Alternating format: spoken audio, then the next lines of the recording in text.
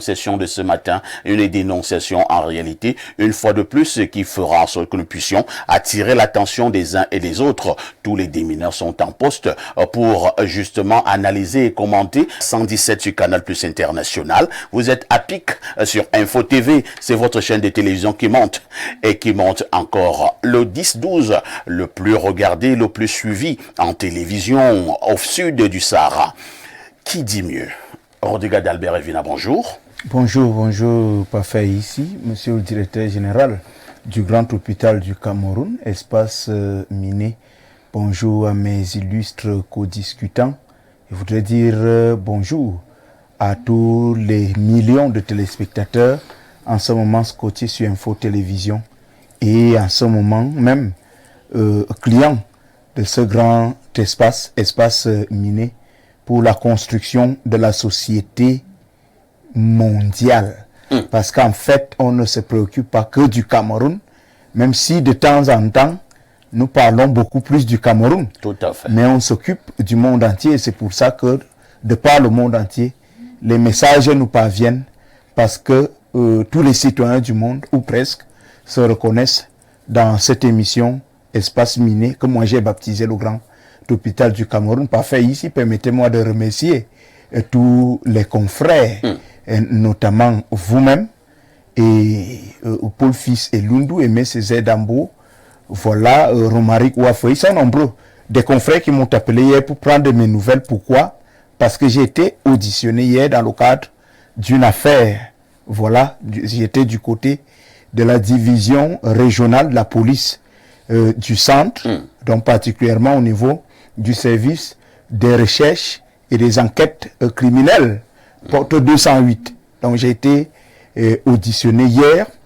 Et pourquoi vous avez été auditionné? J'ai été auditionné suite à une enquête menée dans la société Sophonie. C'est une société forestière du Oignon.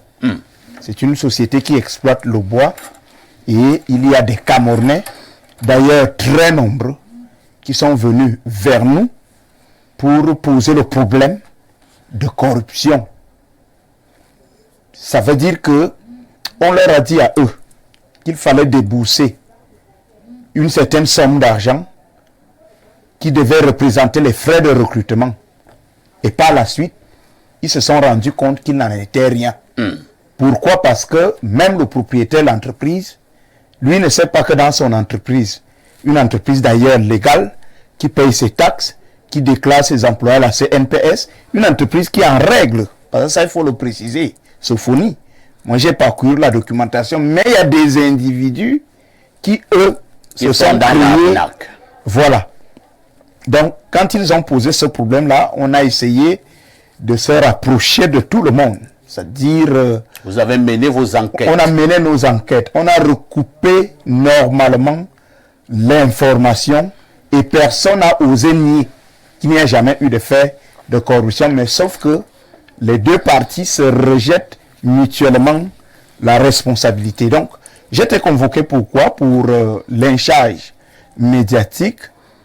J'ai également été convoqué pour diffamation. Diffamation de nom.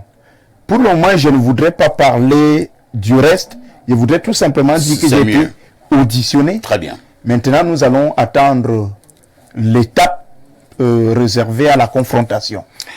Merci Rodrigue Adalbert Evina. Je le disais ici, je pense que la semaine dernière, que si vous êtes journaliste et que vous avez exercé pendant 5 ans, 10 ans, 15 ans, 20 ans, vous n'avez jamais eu un procès, vous êtes un mauvais journaliste. Je le réitère ce matin. Et pourquoi je le dis? C'est parce que quand vous voulez être un bon et un vrai journaliste, vous n'allez pas toujours dire ce que certains veulent entendre. Et surtout, si vous voulez exceller dans le journalisme d'investigation, alors là, vous avez tous les revolvers braqués. Et vous arrivez face à quelqu'un qui vous dit le média n'est pas un tribunal. Non, quand tu vois quelqu'un commencer à s'exprimer comme ça, cela signifie qu'il s'accuse de beaucoup de choses. Les gens qui ne s'accusent de rien ne te diront jamais que le média n'est pas un tribunal. Mais qu'est-ce qu'ils en savent? Il y a ce qu'on appelle les enquêtes policières. Il y a également les enquêtes journalistiques. Bien reconnues. L'enquête est un genre journalistique. OK? Ça veut dire que le policier peut mener ses enquêtes. Le journaliste aussi peut mener ses enquêtes. D'accord? Et quand le policier a mené ses enquêtes, il peut les rendre publiques. Et si le journal a mené ses enquêtes, qu'est-ce qu'il en fait? Il peut aussi rendre public, non? Non. Est-ce que le média devient un tribunal? Il ne devient pas un tribunal, mais le journaliste, quand il a mené une enquête minutieuse sur une affaire... Mais à la disposition du public, c'est clair. Résultat de ces enquêtes. Et quand un journal travaille de cette manière, comment il va échapper régulièrement au procès? C'est possible. Maintenant, il y a donc aussi un genre de journalistes qui sont les amis des DG. Les amis des ministres, ils vont toujours aller dans le sens du poil. Oh, vraiment, organisation de ceci. Et parfois tirer la page. Et tout ça, il passe autant à émarger. Il a fait 50 ans, il n'aura jamais un procès. En réalité, c'est un traître à l'endroit du peuple. Rodrigue Adalbert Evina. Beaucoup de courage. Hein? Merci, et rien ne vous arrivera. Merci. Et si vous êtes même un journaliste, quand vous arrivez quelque part, tout le monde rit, tout le monde fait ce qu'il doit faire, ce n'est pas bien. Quand un vrai journal arrive quelque part, les gens arrêtent d'abord de parler. Et dès qu'on commence encore à parler, on mesure ce qu'on a dit. Parce qu'on va te dire... Tout est tamisé, il y a un journaliste, C'est bien, ça veut dire que tu fais peur. Parce que tu peux dire une mauvaise chose et le journaliste prend. En face de vous, on accueille non pas un journaliste, mais lui, il a choisi l'enseignement et il est devenu enseignant d'université. Claude Noubissier, faites précéder de professeur, bonjour. Merci, bonjour M. Bafa ici, bonjour aux copanélistes et bonjour à vos millions de téléspectateurs. Comment vous allez, professeur? Alors, je vais très bien. Déjà que nous commençons nos congés aujourd'hui, nos vacances aujourd'hui. Le mois d'août, c'est le mois de vacances chez les enseignants du supérieur. Vous avez déjà un petit chronogramme. Qu'est-ce que vous allez faire pendant cette période? Vous irez à Kribi, à Limbé. Vous allez vous taper 2 semaines du côté des îles Hawaï. Non, on n'a pas assez de moyens pour se faire certains plaisirs. Mais je vais rester avec les enfants à la maison. Ils auront la chance de m'avoir sur 24 heures. Donc c'est très très difficile pour les enfants. Vous allez jouer les nounous? Je vais jouer les nounous. Je vais vraiment jouer les nounous. Je vais les accompagner au sport, les accompagner, faire le tour de la ville. Ça c'est très bien. Et si on a le temps, pourquoi pas aller à Kribi? C'est possible. C'est possible. Merci professeur d'être là, enseignant à l'université de Yaoundé 1 et dans d'autres instituts universitaires du Cameroun. En face de vous, nous accueillons Marie-Noël Alenongwa. Bonjour Marie-Noël. Bonjour parfait ici. Apparemment vous aimez quand on donne tout votre nom. Oui, c'est mon nom. Je l'aime bien, il est d'ailleurs beau, ou bien. Bonjour, très bien habillé ce matin, hein, Marie-Noël. Merci bien, vous également. Ah bon? Bien vous sûr. Êtes très resplendissante. Merci. Avec ces petites, ces lunettes. Et cet habit que vous arborez qui tend vers le jaune, c'est pas mal. Hein? En rouge à lèvres très très très tamisé. Il n'est pas extrêmement visible. Du tout. Il est en fond sonore. Une véritable source de tentation pour ceux qui dorment seuls. Une réelle persécution de tous les regards masculins. Même quand on veut rester fidèle et tranquille. Ces gens-ci ne veulent pas qu'on soit tranquille. Non, je suis non coupable parfait ici. Vous chantez comme l'autre. Je dis bonjour à tout le plateau. Bonjour. Tout le grand hôpital. Oui. Mais parce que nous allons adopter cette dénomination de Rodrigue. Oui. Bonjour à tous les millions de téléspectateurs, bonjour à toute la communauté Mveleu, particulièrement ceux des Ceux, comme d'habitude, et plus précisément ceux du petit village Ebolzok. Bonjour à mon grand frère, je peux donner son nom, Bien sûr. Jean-Jacques, c'est lui qui m'a encadré, donc il s'est positionné en tuteur de ma vie. Vous l'appelez comment? Monsieur Nchama Jean-Jacques. D'accord. Oui, c'est mon grand frère. Bonjour à toi, mon père. Merci bien. Parfait, j'ai un souci, vous permettez? Lequel? J'ai un souci avec les conducteurs de la ville dénommée Taximen. Il y a des personnes qui ont le mal du voyage, comme moi. Vraiment, je voudrais lancer cette alerte que des personnes, que ces gens fassent un peu d'effort pour mettre le client à l'aise. C'est pas évident. Tu entres dans un taxi propre, tu en ressors tout sali. Parfois, le vêtement est déchiré, la qualité. Maintenant, ils font dans la roubladise. Ils peignent, ils prennent le soin de reprendre la peinture externe, mais à l'intérieur, vraiment. C'est pourri. Et puis l'odeur du carburant qui se dégage, ça fait que tu arrives à destination, tu as déjà les remontées à style, tu es mal. Parfois, tu passes une journée comme ça, très mal à l'aise. Vraiment, chers frères, faites l'effort, c'est bien. Ce n'est pas évident pour bon nombre. Donc, soutenons-nous. Faites bien votre travail et prenez soin de votre véhicule de sorte à mettre l'usager à l'aise. C'est très important. Très bien. De toutes les façons, pour cette catégorie d'individus, par un moment, lorsque vous êtes client, vous voulez vous plaindre, vous connaissez habituellement la réponse, mais achetez votre véhicule. Voilà la réponse. C'est un autre passager. Si vous êtes grand, vous devez acheter votre véhicule. C'est un autre passager qui le dit. Voilà. Oui. Donc vraiment, monsieur, ne dérangez pas les gens. Hein. Voilà. Les grands ont leur véhicule. Comme on justifie la saleté. Un fumeur tire le bâton de cigarette, il envoie la fumée. Oui, c'est-à-dire que le taximan lui-même, il conduit, il tire sa cigarette, et c'est sur vous qu'il balance la fumée. C'est normal, on ne peut pas se plaindre. Non, tu ne dois pas te plaindre parce que tu n'as pas ton véhicule. Il s'installe dans une arrogance, une impolitesse à nul autre pareil. Et de temps en temps, partout, il salue les gens. Il s'arrête là-bas. Comment tu vas? À tout à l'heure. Oui, il n'y a pas une. Il est en train de conduire. Hein. Il dit que, crasseux. Ma foi. Il y a un, oui. Je ne sais pas comment il s'appelle, mais il s'habillait comme un cosmonaute. Il portait une tenue blanche avec casquette, une tenue qui... Chocho de la capitale. Voilà, le Chocho. Oui. Non, lui c'est un très bon conducteur. Il est très propre. Il est très gentil. Et son taxi est toujours VIP. Et même dans son habillement, il s'habille un peu comme des pilotes. Hein? D'accord. Comme ceux qui conduisent les avions. Il s'appelle Chocho de la capitale. C'est un grand ami à Martinez Zogo. Qu'on attire l'attention des présidents des syndicats des taximans, qu'ils revoient un peu ça. C'est important. Nous autres, on en souffre. Ce matin, nous voulons donc justement dire bonjour et adresser nos félicitations donc à ce grand taximan, Chocho de la capitale. Pour ceux qui le connaissent, ils savent que si tous les taximens étaient comme Chocho de la capitale, ce métier devait être plus respecté.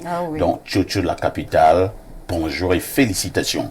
Il restera notre consultant tout en martelant que Marie-Noël est enseignante, mais enseignante au niveau du primaire. Pierre Bleriot-Niemek est donc notre consultant. C'est le digne fils de Boumiebel, descendant de Omiobe. Pierre Bleriot, bonjour. Jumbe dite lam onyo lam mbapenemo tabobe mwe mwayemu mwabunyate kamwen mamu naloba nyende di ninde nene la jumbe lao dite la me nyolam nyolam dite la me nyolam umse na musango Suzanne Kalalobe. Merci Pierre Blériot-Niamek. Effectivement, la nouvelle est tombée tôt ce matin. La grande consoeur Suzanne Kalalobé n'est plus de ce monde.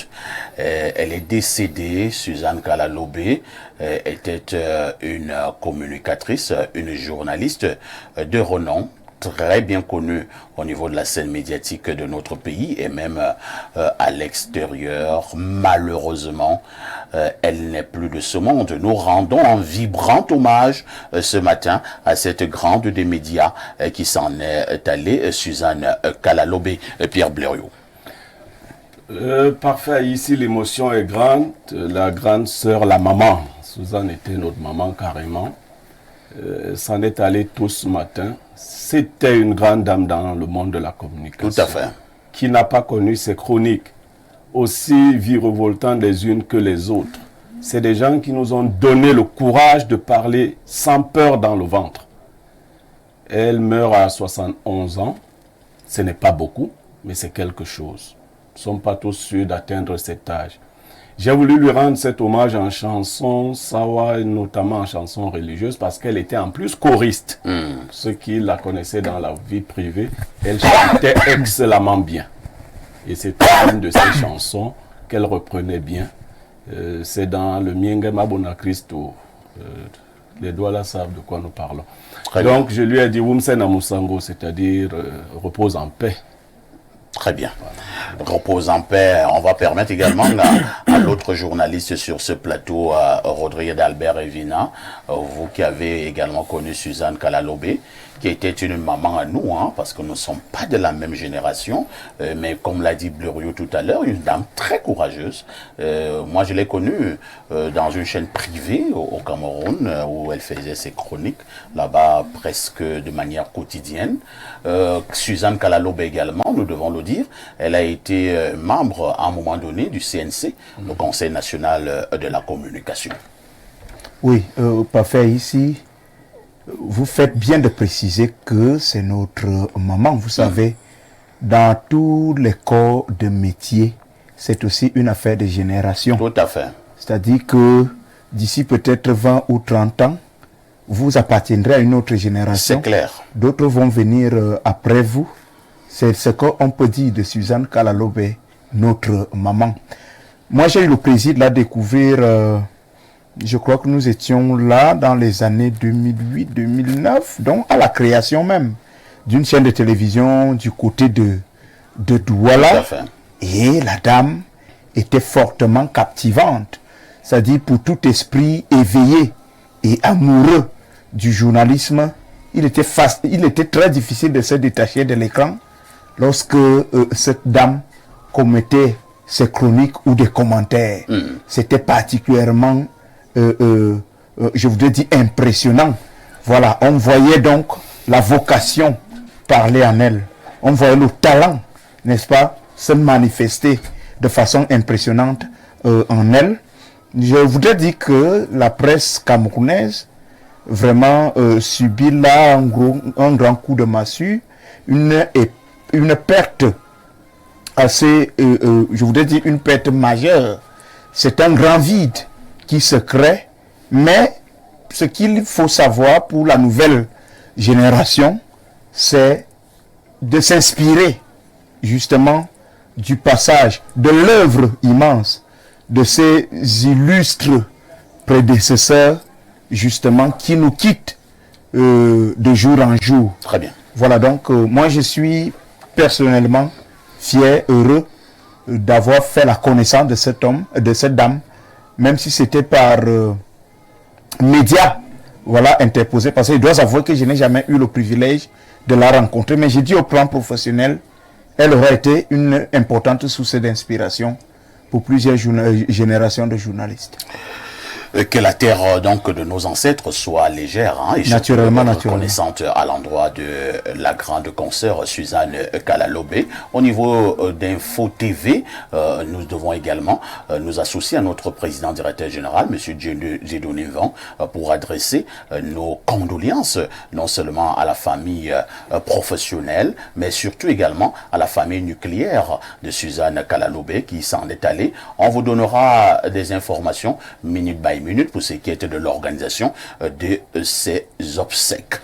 À tout de suite pour la suite.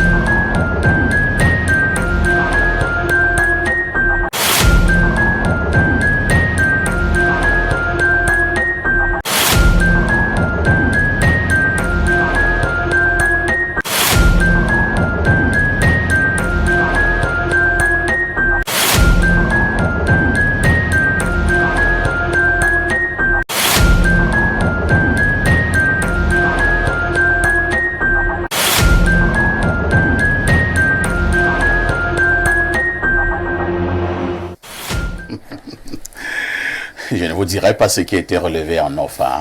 Claudia veut toujours endiabler le plateau. Claudia, bonjour. Bonjour, Fafa, ici. On est certes en deuil, mais vous avez toujours cette touche de nous donner un peu de sourire. Ah, oui. Tu as connu la maman Suzanne Kalalobé? Pas du tout, pas du tout. Mais vous ne l'avez même pas regardé même à la télé, ses chroniques? Non. Oh là là. Vraiment, j'avoue, non, je la connais. Il faut de temps en temps chercher ceux qui ont travaillé bien avant vous. Hein. Vous avez parfaitement raison, oui.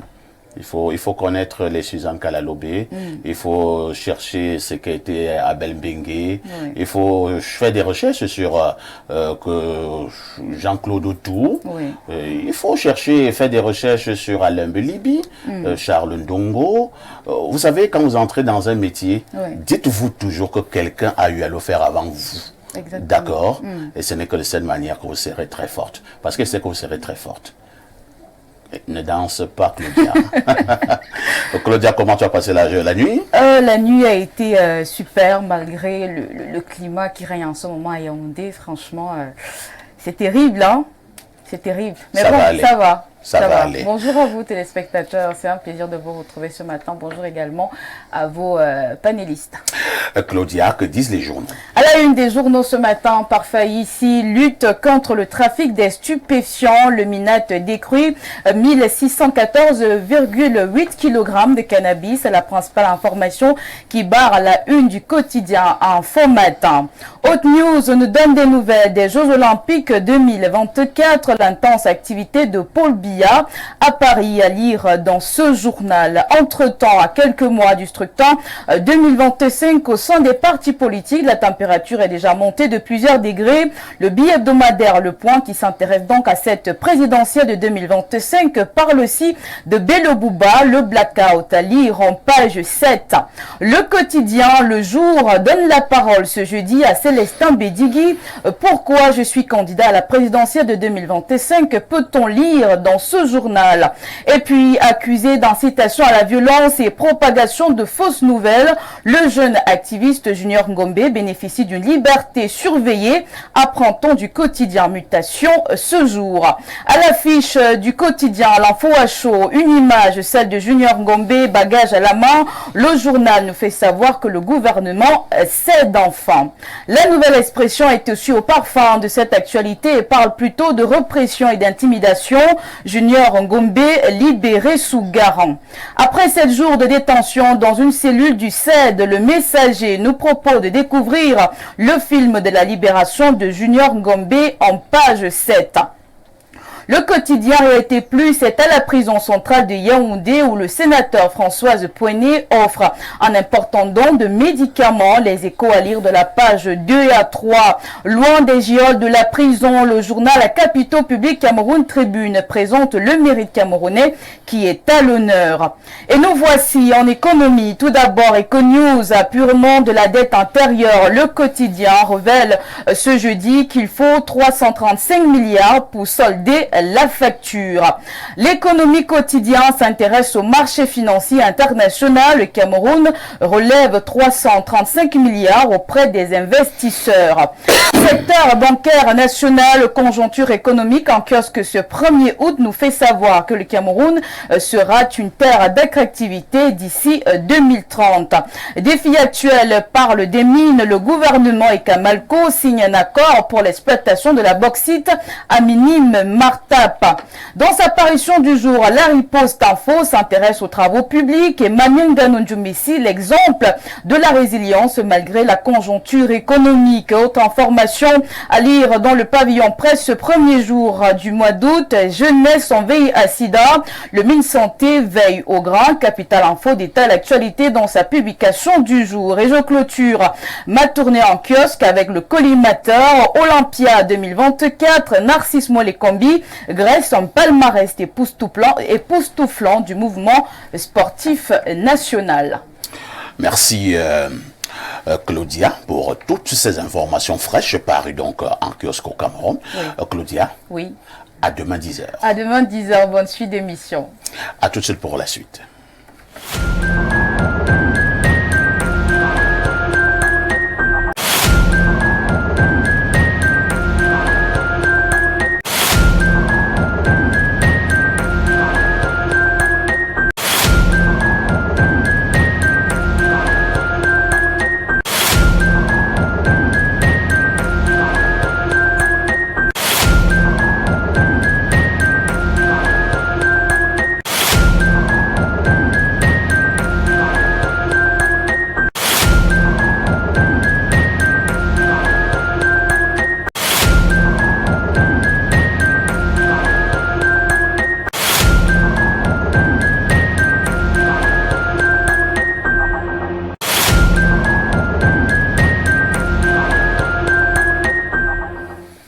Si vous êtes victime d'abus, si vous avez l'impression que vous êtes victime d'injustice dans votre quartier, dans votre localité, dans votre ville, dans votre pays, une seule adresse Info TV et nous ferons le reste. La dénonciation de ce matin nous est donnée par Pierre Blériot. Alors, parfait, ici j'ai été approché par des gens pour dénoncer un établissement de commerce. J'ai pris le soin moi-même d'aller y faire un tour pour constater par moi-même. Vous savez, il y a une note qui oblige tous les tenanciers des débits de boissons, des restaurants et autres lieux d'avoir des toilettes publiques. Tout à fait. Il se trouve que dans le lieu que nous allons citer, il y a bien évidemment des toilettes publiques. Mais elles ne sont pas publiques comme cela devrait l'être.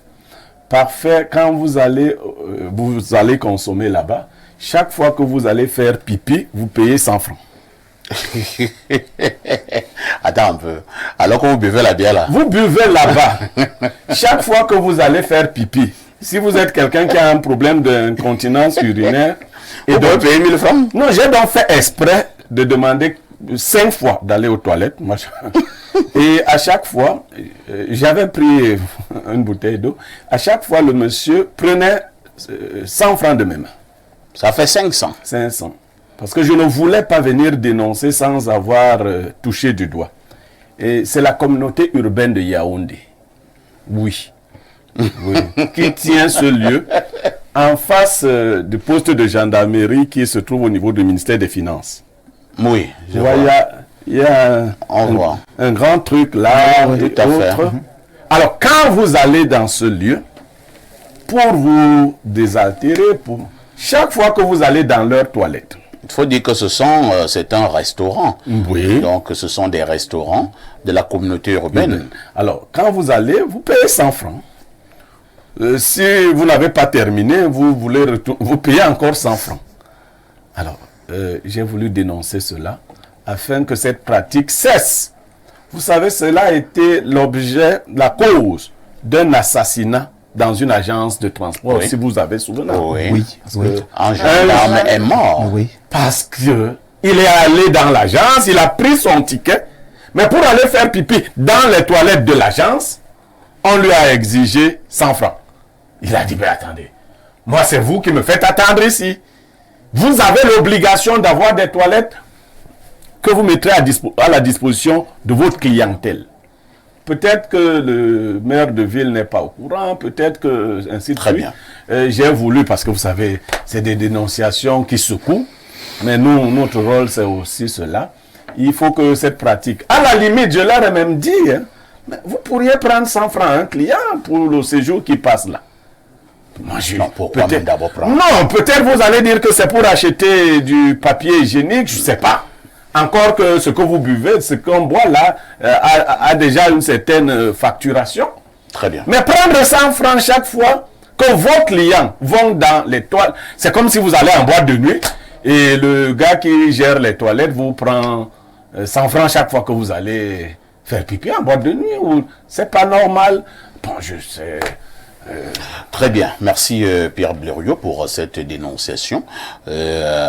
Professeur Claude Noubicier, nous nous disons qu'il est fort possible que le délégué, le maire de ville, comme on appelait avant, le délégué du gouvernement, maintenant c'est le maire de ville, donc que le maire de ville, M. Atangana, ne soit pas au courant. C'est quand même aberrant.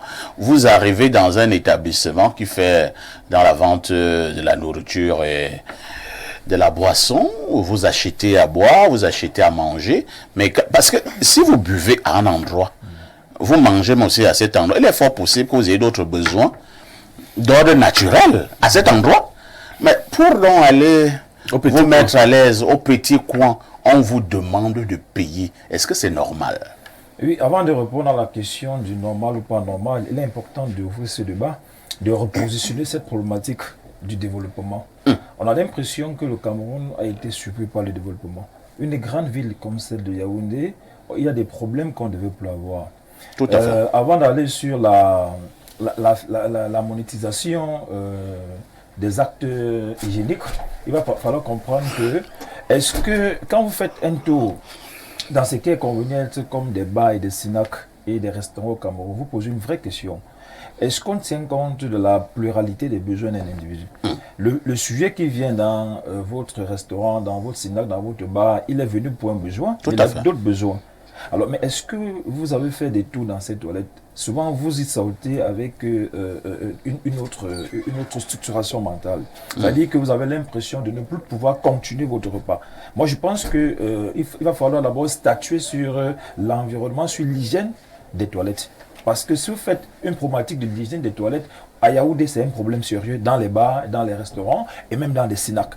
Certains essayent de copier les modèles, mais il faut qu'on structure d'abord sur là. Maintenant, revenant sur la dénonciation de M. Blériot, il est tout à fait anormal et que après avoir consommé un repas et qu'on vous impose d'aller payer pour vous mettre à l'aise. Et même qu'on vous impose pas de payer une seule fois, mais autant de fois que vous y allez, vous devez payer.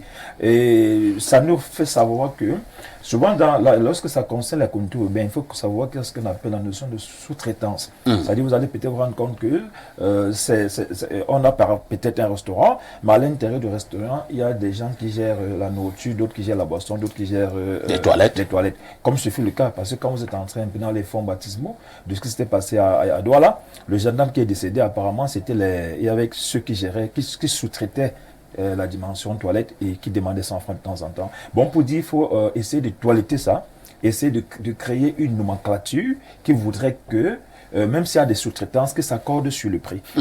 Et qu'au niveau du prix, quand on vous vend une bière qui coûte au quartier, en fait, à l'extérieur de ce bar à 700 francs, lorsqu'on vous le vend à 1000 francs, on comprend rapidement qu'on a Pour le cas d'espèce même, professeur, parlant de ces endroits, nous en avons l'habitude, mais la bière, c'est pas au prix du quartier. Je suis désolé. Cela signifie que la bière coûte nettement plus cher là-bas. Je n'ose même pas parler du plat de nourriture, parce que ce n'est pas dans cet endroit que tu auras ton plat de nourriture à 500 francs. Non, pas du tout. Vous êtes déjà dans l'ordre de 4 000, 5 000, 6 000, 7 000, 8 000 francs, le plat de nourriture. Alors, si tu dépenses autant d'argent à un endroit, on te demande de dépenser encore de l'argent pour aller uriner? Non, déjà que non, naturellement déjà, on ne devrait pas dépenser pour les besoins aussi liés à ce type de besoins. Voilà. On ne devrait pas. Et maintenant, comme je le disais, dans la nomenclature des bars et des restaurants et autres, dans la structure de l'habitat, la structure du vécu à l'intérieur, on prévoit qu'on mange, on prévoit qu'on doit se mettre à l'aise. C'est clair. Et on devrait essayer on devait essayer de faire un arrangement pour que chaque sous-traiteur puisse être payé à la caisse à la base, pour qu'on n'ait pas à les payer pour se mettre à l'aise. Parce que quelqu'un peut arriver, moi j'ai eu ce cas quand j'étais à Grenoble, c'est pas seulement le cas du Cameroun, parce que quand j'étais à Grenoble, j'ai vécu ça. Mais là, j'étais venu juste pour me mettre à l'aise, j'étais pas venu pour consommer. Là, c'est autre chose. Là, on m'a imposé de payer, je pense que c'était 30 centimes ou 1 euro. Là, c'est autre chose. C'était également parce que dans ces pays-là, les toilettes publiques, c'est parfois très difficile d'en trouver. Bon, pour dire que capitalisons les efforts, rentrons dans la nomenclature des belles villes. Et si nous voulons que Yaoundé soit érigé au rang des belles villes, il va falloir qu'on toilette déjà, qu'on essaie d'harmoniser une nomenclature structurale pour les bars, pour les SNAC et pour les boîtes de nuit. Merci, professeur. Rodrigue Adalbert Evina, comme nous sommes en télévision, nous n'allons pas être orduriers, mais si c'est comme quand vous invitez les gens chez vous. Vraiment, c'est basique. C'est-à-dire, si j'invite Rodrigue Adalbert Evina chez moi, un samedi soir, j'ai fait à manger, j'ai fait à boire, et depuis 2-3 heures de temps, nous mangeons, nous buvons. Attends, sauf si même Rodrigue était un homme extraordinaire. On a aussi vu les gens qui pouvaient lire pendant 15 heures de temps sans se lever pour aller uriner. Bon, ça, ce sont des extraterrestres. Alors, si tu invites un ami, et l'ami veut aller faire pipi ou autre chose chez vous, est-ce que c'est un scandale? Ouais, parfait, ici. C'est vraiment pour ça, tant pis pour ceux qui pensent que les médias ne sont pas des tribunaux, qu'ils continuent comme ça. Les médias, c'est pour ça. Et la dénonciation de Blériot pose le problème du fonctionnement global du Cameroun parfait. Le Cameroun aujourd'hui, c'est ça. C'est-à-dire, je voudrais appeler ça comment? C'est là où les gros poissons mangeaient les petits. Cet endroit où chacun a son chemin, c'est comme ça qu'on appelle ça au quartier. Chacun crée son couloir à lui pour pouvoir se faire des sous au très grand détriment des normes, au très grand détriment des lois qui encadrent le fonctionnement de toutes sortes d'entreprises et d'activités. Mais est-ce qu'on a même besoin de se poser des questions? Ça doit être obligatoire. Les besoins naturels, mais attendez, monsieur Parfait, ici, ça doit faire l'objet d'une expression libre parce que c'est le corps humain. Mais vous ne pouvez donc pas me dire que vous êtes dans un restaurant, dans un snack ou dans un bar, il y a un service pour vous offrir la bière et il y a un service pour vous prendre autant de 100 francs. Si vous êtes quelqu'un qui a un organisme qui aime se libérer à tout moment, parce qu'il y a des gens au fur et à mesure qu'ils prennent l'affaire, c'est comme ça, c'est que ça sort. Le est ouvert et ça passe à même, ça dit, ça passe par ici, ça ressort. Mais ça même bien pour la santé. Pour la santé. Et vous allez dire que ce genre de personne, s'il fait 15 tours là-bas, ça fait 1500. Attendez un peu, au-delà de la facture, de la bière que j'ai pu prendre, je dis que ce n'est pas normal. Ce n'est pas normal et moi je pense que le professeur l'a dit tout à l'heure parce que il parlait de sous-traitants, il a attiré mon attention sur quelque chose. Bon, on peut même peut-être comprendre que pour des besoins d'entretien des lieux, et Blériot a semblé le souligner, peut-être on veut acheter un papier hygiénique. Peut-être que... à ce niveau, je vous stoppe un peu. Hein, et je pense que le professeur a même donné une réponse à cela. C'est-à-dire que si c'est même pour des besoins d'entretien des lieux, et tout ce que vous pouvez mettre sur ce volet. Ouais. Mais attendez, essayez de voir comment vous ajoutez cet argent au niveau peut-être du prix de la bière, du prix de la nourriture. Et là, le client ne doit pas prélever. Le client, lui, ne doit pas ressentir. C'est quand même mal à l'aise. C'est-à-dire, tu bois dans un snack, tu as bu 18 bières, maintenant tu vas aller te mettre à l'aise. Bon, si tu peux boire 18 bières, mais il y en a. Hein. Alors, tu vas aller te mettre à l'aise et on te demande de payer 100 francs. Alors que tu as déposé environ 25 000. Parlons de l'endroit cité par Blériot. Heureusement qu'un investigateur sérieux, il est d'abord lui-même allé se soulager. Et payer les frais. Voilà, et payer les frais. Pas une fois, pas deux fois. Jusqu'à 5 fois. Voici un 500 francs parti comme ça pour rien. Il a le droit de pleurer ça même s'il est milliardaire. Parce qu'ils ont pris son 500 de manière indue, de façon anormale. Parlons de cet endroit-là. Dieu seul sait que ce n'est pas tout Camerounais qui peut prendre ne serait-ce qu'une bouteille d'eau. Pas du tout. De ce côté-là. Pas du tout. Ça ne plaisante pas. Mais je pense que il faudrait à cet endroit-là, et partout même d'ailleurs, je ne veux pas revenir ici sur des baraques sauvages, où il n'y a même pas de toilette. C'est-à-dire que quelqu'un vous dit, allez vous tenir à la rigole. C'est-à-dire on a encore ces mentalités-là. Et quand c'est une femme? Mais s'agissant de cet endroit qui est hautement confortable, parce que moi j'aime bien le coin. Bien sûr. Parce qu'il y a des arbres là, ça range régulièrement et tout. Non, moi j'aime bien le coin qui est bien aménagé. C'est beau, c'est bien, en c'est pleine propre. ville, mais ils doivent repenser le fonctionnement. Et si jamais il y a des sous-traitants, comme l'a souligné le professeur là-bas. vraiment entendez-vous, pour que moi je n'ai pas un individu devant moi à chaque fois que je Et il y vais, a un autre problème, parce que je vais vouloir me vous pouvez soulager. même arriver dans cet endroit. Vous savez d'abord qu'au Cameroun, on a un sérieux problème de pièces. La disponibilité des pièces. La d'argent. disponibilité C'est-à-dire des pièces pas faire ici. vous avez donc un besoin pressant. Parce que les gens vont rien. Il y a besoin et besoin, la qualité de besoin, l'urgence du besoin et tout ce qui va avec. Vous avez donc un besoin pressant. Vous avez mangé des choses là-bas avec le piment et tout ça. Vous voulez aller au petit coin. Et vous n'avez aucune pièce sur vous. Le monsieur dit non, s'il n'y a pas 100 francs, vous n'entrez pas. Ah, déjà, j'ai dit que vous avez un besoin pressant. Est-ce que Vous voulez payer un plat de 4 vous voulez payer un plat de 6 000. Vous voyez ce qui peut se produire? Non. Un vieux peut être humilié. Oui. Je ne parle même pas d'une femme. Non, ça ne fait pas sérieux. Disons félicitations à ceux qui ont quand même des toilettes. Mais entendez-vous là-bas, parce que il y a vraiment le cas des autres qui est tellement grave. Très bien. Et ça pose même un problème, le professeur l'a dit, de développement. Parce que quand vous partez de Mvogada On va chuter. pour Omnisport, où se trouvent même les toilettes publiques là, à ce niveau, au-delà des bars et Il n'y en a autres. pas. C'est vraiment un problème. On ne peut pas. Mais j'appelle Yaoundé la vitrine institutionnelle de notre nation. On ne peut quand même pas vivre comme ça, comme si nous étions dans nos forêts et nos champs. Merci, C'est terrible. merci Rodrigue. Marie-Noël, nous posons donc un problème sérieux de société.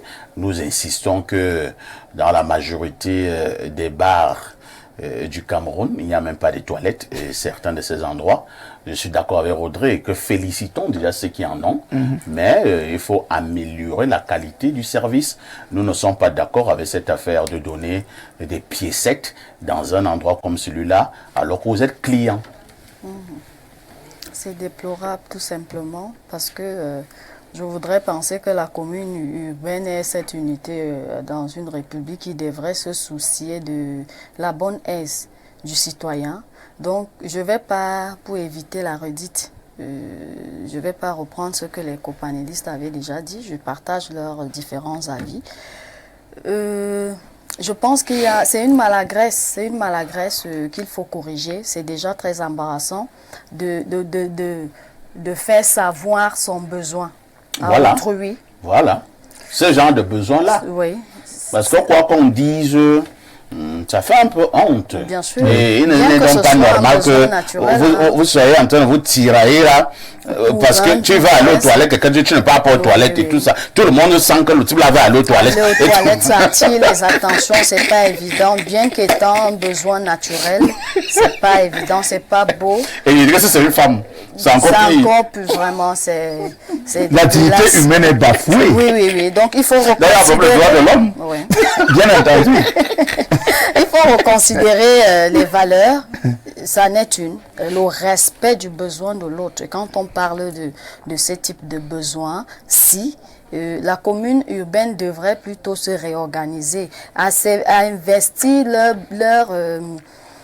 leurs ouvrages ou leurs œuvres à travailler de sorte à mettre davantage, se poser des bonnes questions.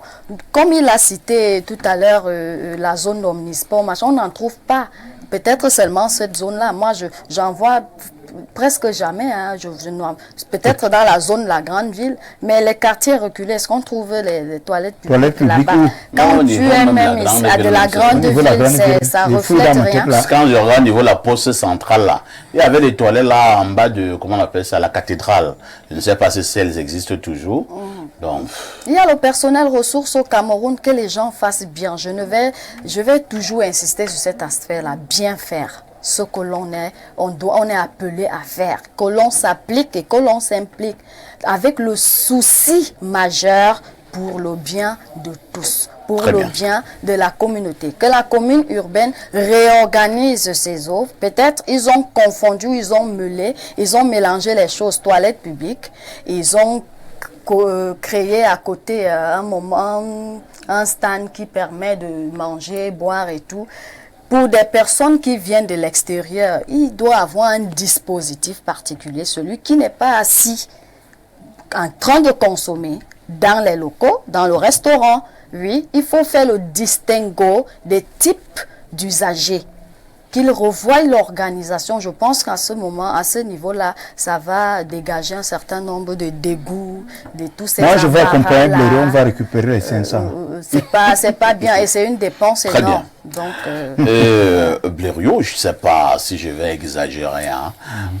Moi, je suis un peu dérangé, déçu, abattu qu'en 2024, dans un état sérieux, nous serions encore en train de parler des toilettes. Il y a des problèmes de toilettes.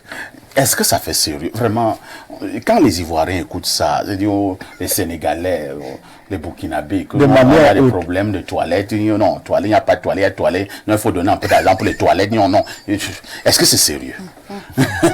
Parfait, ici, j'ai écouté les uns et les autres, mais quand on est habitué à mal vivre, on supporte l'insupportable.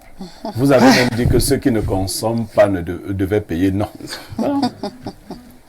La ville doit donner des garanties d'aisance à tout le monde. C'est ça, la ville. Vous marchez, vous avez un besoin, et vous allez quelque part, et ce sont les communes qui doivent avoir de tels lieux. Nous payons déjà beaucoup, de manière directe et indirecte. Parfois, vous entrez dans un car au Cameroun, dit VIP. La première annonce de la fille qui accompagne le chauffeur, c'est qu'on ne fait pas de sel dans nos toilettes. Et tu fais comment? Non, dès qu'on vous annonce ça, voilà le psychologue, ça déclenche le phénomène. On aurait même pu ne pas vous dire ça. C'est-à-dire, voilà l'annonce, que quand vous partez là-bas, vous faites seulement pipi. Et tu as 5 heures de voyage, hein? 6 heures. 6 heures de voyage. On n'est pas toujours discipliné. Et on vient avec les nourritures et autres et tout. Et on vous dit ça. Il y a le bouillon et tout ça. Bon. Et le car VIP ne s'arrête pas n'importe où. Donc nos femmes peuvent prendre des risques de voir un serpent rentrer dans un trou qui n'est pas prévu pour un serpent.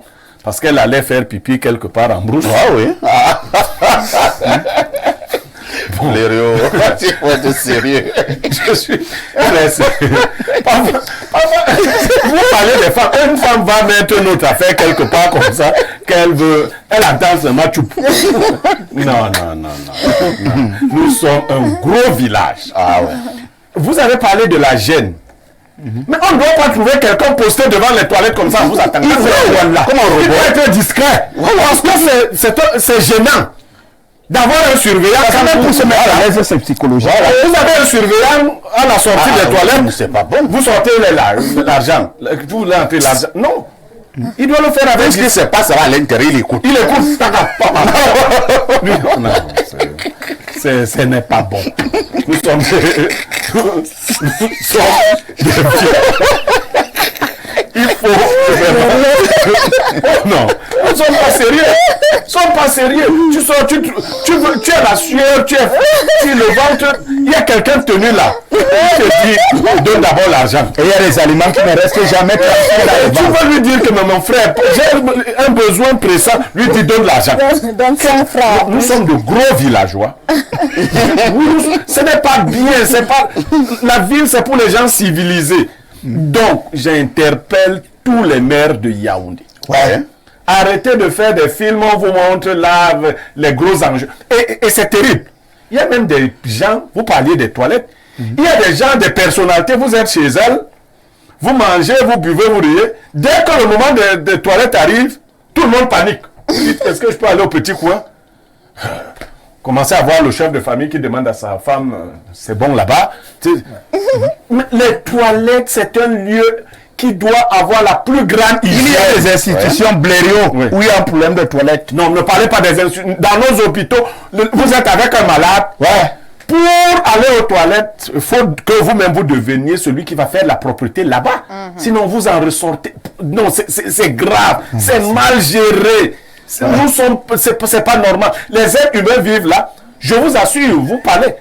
Quand j'étais étudiant à l'université de Yaoundé 1, j'étais vice-président des étudiants. À l'époque, je ne vais pas... Il n'y avait pas de toilettes ouvertes en Guayaquil. Je ne sais pas chez vous à soi. C'était la même chose. Quand tu commençais à courir, je demandais, vous avez 30 000 individus. Voilà les professeurs d'université. En un seul endroit. En un seul endroit, sans toilette. Mais nous sommes des sauvages. Ouais. Nous sommes des sauvages. Nous. Mais vous voyez les gens, en Guayaquil, c'est grand. J'étais à la soutenance récemment d'un doctorat avec Haïti. Tout à fait. Tu sors, et le gardien te dit, colle-toi au mur là. Bon. Moi, coller au mur comment? Moi, je suis une personnalité publique. Je me colle au mur. Hein? Non. Non, ce pays, c'est un village. Hein. Merci beaucoup. On va encore, on va lire les nombreuses préoccupations. Excellent Blériot. Merci pour cet hommage à ma chère tante Suzanne Kalalobé, qui était une mélomane avertie, fan exceptionnelle du feu boilotin. Elle était une femme de poigne, pleine de vie, qu'elle repose en paix. Merci à vous pour ce moment de partage sur votre antenne, et que la terre de ses aïeux lui soit légère. C'est Cyril Baudouin à Douala qui envoie ce message. Autre message ce jour. Bonjour à tous sur le plateau. Pour la dénonciation du jour, c'est vraiment déplorable. Dans le cas d'espèce, si chaque client doit toujours impérativement payer avant d'utiliser les toilettes, devra-t-il le faire également si un plat mal cuisiné ou un piment en décomposition conduit à une indisposition du client ou à une diarrhée? C'est pas normal. Merci. C'est Joss Junior qui envoie ce message.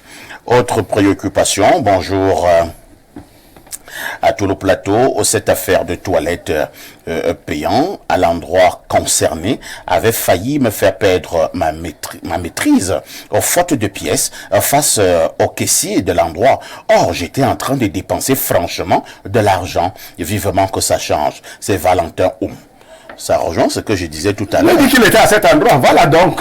Et il dépensait franchement. Franchement. Et vous venez de déposer un peu plus de 100 000 francs et vous voulez aller aux toilettes. Parce que vous n'avez pas 100 francs, on vous interdit d'aller aux toilettes. Vous vous retrouvez dans un débat de toilettes. Non, c'est la sorcellerie. Un débat de toilettes. Bonjour, perfecto. Le degré de méchanceté et d'indifférence des Camerounais me fait peur. Quand un Camerounais trouve un moyen de se faire de l'argent, il se fout de la norme, du respect, de la dignité, du ressenti des clients. C'est de l'arnaque à ciel ouvert. C'est chacun qui développe son système. Pire encore, nos villes n'ont pas de toilettes publiques, c'est déplorable. C'est Arthur depuis Angousso qui envoie la préoccupation. Allons au 216. C'est la Tunisie. Bonjour parfait, je suis très fâché et en colère depuis cette semaine par rapport à vos techniciens et sur vos pages Facebook. L'émission n'est pas bien transmise au grand public, c'est entrecoupé à chaque fois et quand ça revient, c'est déjà sur une autre personne.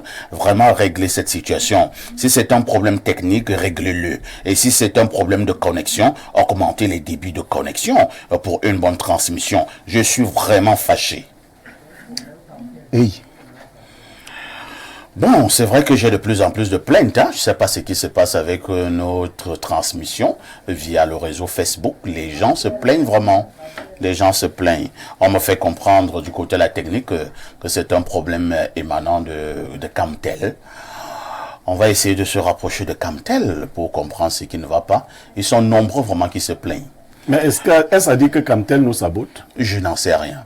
Je n'en sais rien, mais nous allons nous rapprocher de Camtel. On va voir notre ami Benjamin Lamère. Lamère, c'est quand même un ami. Bon, Lamère, on va t'appeler. Alors, bonjour, espace miné. Oh là là, oh moi j'étais en train de lire le message est parti. Ah, le message est revenu. Le gars joue avec moi. Camtel. Monsieur Haïssi, j'ai déjà un bon titre pour la quintessence de l'information paru en kiosque de demain matin. L'incontinence urinaire de Blériot.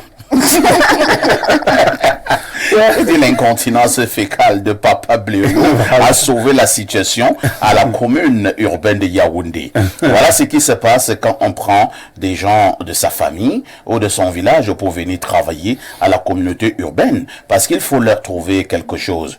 Eux-mêmes, étant bien toc-toc, ne comprennent pas qu'en voyant un monsieur comme Blériot aller aux toilettes, il faut faire semblant d'être correct jusqu'à ce qu'il reparte. Sinon, il va dénoncer sur Espace Mini. Au point où il va aux toilettes 5 fois et tu ne comprends rien. Donc même pour tricher, ils sont bêtes. Au Cameroun, les toilettes publiques, c'est tout endroit où il y a des herbes. C'est pas pour du pub dragage à Yaoundé. Donc quand il y a des herbes là, c'est les toilettes. Non, dites à Papou, hein, parfait. À la vérité, la dénonciation m'a été faite par un certain nombre de personnalités. En qui j'ai grande confiance. Mais je leur ai dit, ça me suffit. Moi, dit non, ben, on va vérifier. Effectivement, je crois que le jeune homme qui était là n'a pas prêté attention.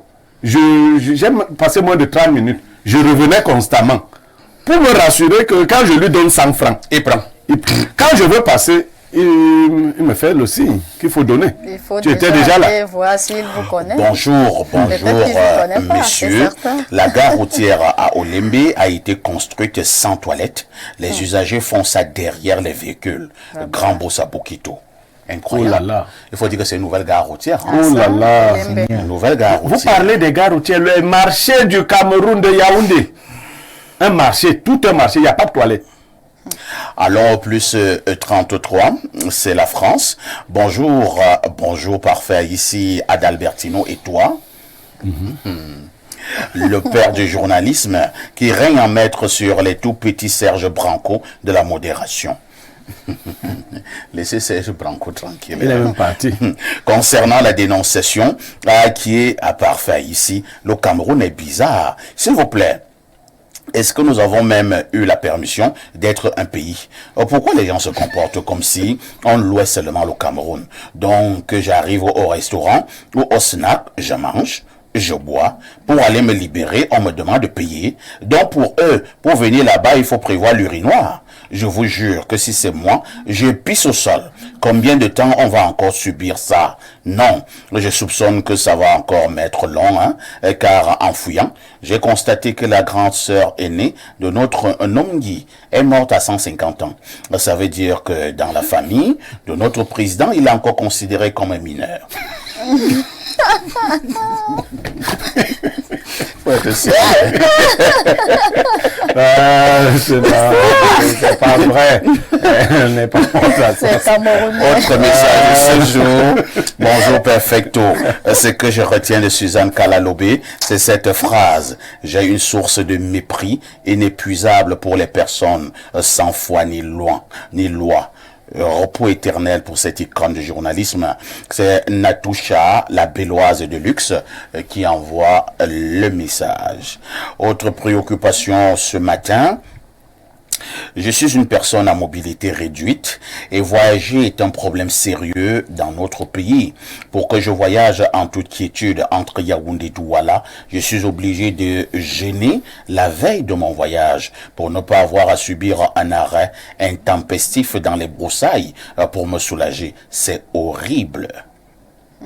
Bonjour à tous. Ça fait mal, hein? Ouais. Beaucoup trop mal. Ça fait mal. C'est choquant. Ça fait mal. Bonjour le plateau, je vous assure, j'ai été à Douala pour aller et retour, je vous dis parfait ici, à Finex Voyage, bon... Non, faut pas citer les agences. Bon, Landry chez moi est présent ce matin, que dit Landry, hein? Landry chez moi, j'aimerais par votre voix souhaiter un joyeux anniversaire à ma maman, maman Ndonkou Antoinette, le symbole de la femme battante. Vous êtes l'Onkuta de modérateur, elle est l'Onkuta d'amour. Incroyable. À tout de suite pour la suite. Finance SA.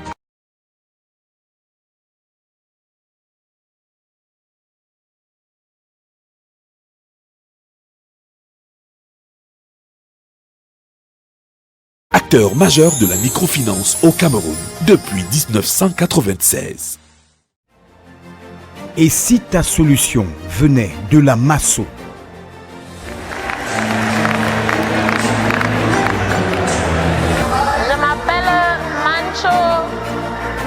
Loveline, épouse Numbisi. J'ai gagné le village. Je ne m'attendais pas, puisqu'il y a des milliers de personnes il y avait des milliers de noms dans le box là. Deviens propriétaire d'une villa à partir de 100 francs CFA. Renapro Finance SA, acteur majeur de la microfinance au Cameroun depuis 1996.